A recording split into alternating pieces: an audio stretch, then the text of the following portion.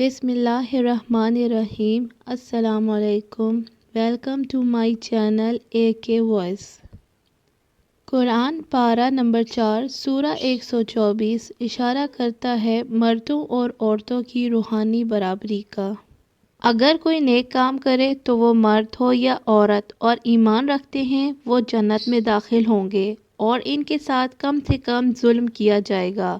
قرآن کا متعدد حصہ مردوں اور عورتوں دونوں کے لیے قابل قبول ہے۔ ان کے لباس کے لحاظ سے قرآن میں ارشاد ہے جس کا ترجمہ ہے اور مومن مردوں سے کہو کہ وہ اپنی نگاہیں نیچی کریں اور اعتدال کریں، یہ ان کے لیے خالص ہے، بے شک اللہ ان کے کاموں سے واقف ہے۔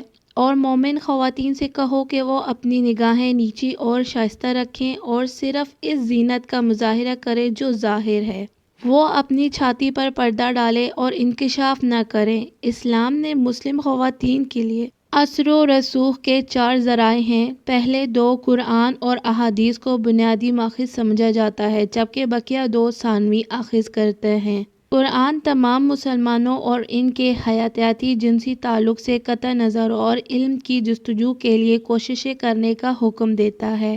یہ خدا کی نشانیوں سے پڑھنے، سوچنے، غور کرنے اور سیکھنے کی مستقل ترغیب دیتا ہے۔ مزید یہ کہ معلم نے مرد اور عورت دونوں کی تعلیم کی حوصلہ افزائی کی ہے۔ آپ صلی اللہ علیہ وآلہ وسلم نے اعلان کیا کہ علم کی تلاش ہر مذہبی عورت اور مرد پر لازم ہے۔ اپنے مرد ہم منصب کی طرح ہر عورت اخلاقی اور مذہبی ذمہ داری کے تحت ہے کہ وہ علم حاصل کرے، اپنی عقل کو فروغ دے، اپنا نظریہ وسیع کرے، اپنی صلاحیتوں کی ترجمانی کرے اور پھر اس صلاحیتوں کو اپنے اور معاشرے کے فائدے میں بروقار لائے۔ نو آبادیاتی عہد کے دوران 20ویں برطانوی سلطنت کے اوائل تک مسلمانوں کے درمیان صنف کی جدوجہد جاری رہی۔ 1930 کی دہائی تک 25 لاکھ لڑکیاں اسکولوں میں داخل ہو چکی تھیں، ان میں سے 5% لاکھ مسلمان تھیں۔ کچھ علماء قرآن مجید آیت نمبر 28-23 نے آپ صلی اللہ علیہ وآلہ وسلم کی پہلی بیوی جو ایک سوداگر تھیں حضرت خدیجہ رضی اللہ تعالی عنہا کی طرف اشارت کرتے ہیں۔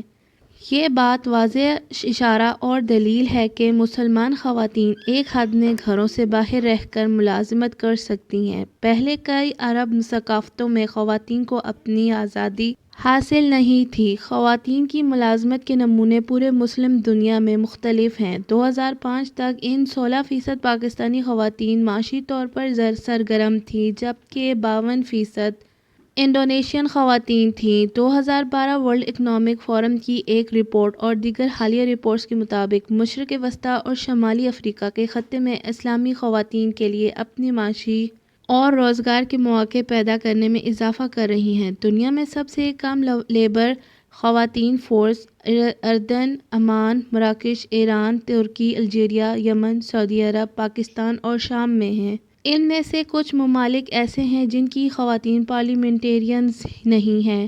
خواتین کو اسلام کام کرنے کی اجازت دیتا ہے شرائط کے تحت، مثال کے طور پر ایسی جگہ جہاں اس کے حقوق کا خیال کیا جاتا ہے، ان کا احترام کیا جاتا ہے۔ اسلام خواتین کو اسلامی حالات میں کام کرنے کی اجازت دیتا ہے۔ سعودی عرب میں سعودی خواتین کے لیے جون 2018 تک گاڑی چلانا غیر قانونی تھا۔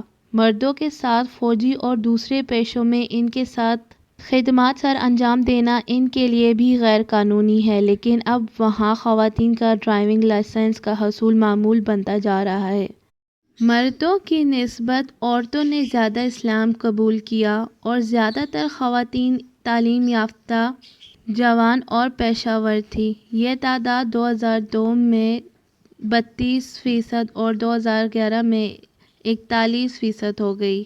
برازیل میں اسلام قبول کرنے والی 70% خواتین ہیں۔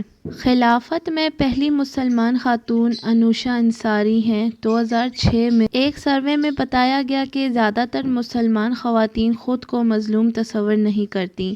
اعصاب کی مضبوطی اللہ نے ان کی گھٹی میں رکھی ہے۔ انڈونیشیا کی رافعہ ارشاد، جو حجاب پہننے والی پہلی برطانیہ کی ڈپٹی ڈسٹرکٹ جج مقرر ہوئی ہیں، انہیں امید ہے کہ وہ ٹریل بلڈر بنیں گی۔ وہ کہتی ہیں کہ یہاں آنے پر تھوڑا سا وقت لگا لیکن یہ ایک بہت بڑی کامیابی ہے۔ منیبہ مزاری حالات کی سختیاں اور ظالم وقت کے پے در پے اپنے اوپر سہنے والے وار کے باوجود ایک چٹان کی طرح اس ظالم سماج اور لوگوں کو چڑھا رہی ہیں۔ ملکی اور غیر ملکی سطح پر اپنی خدمات سر انجام دے رہی ہیں۔ اس عظیم قوم کے ان عظیم بیٹیوں کو سلام۔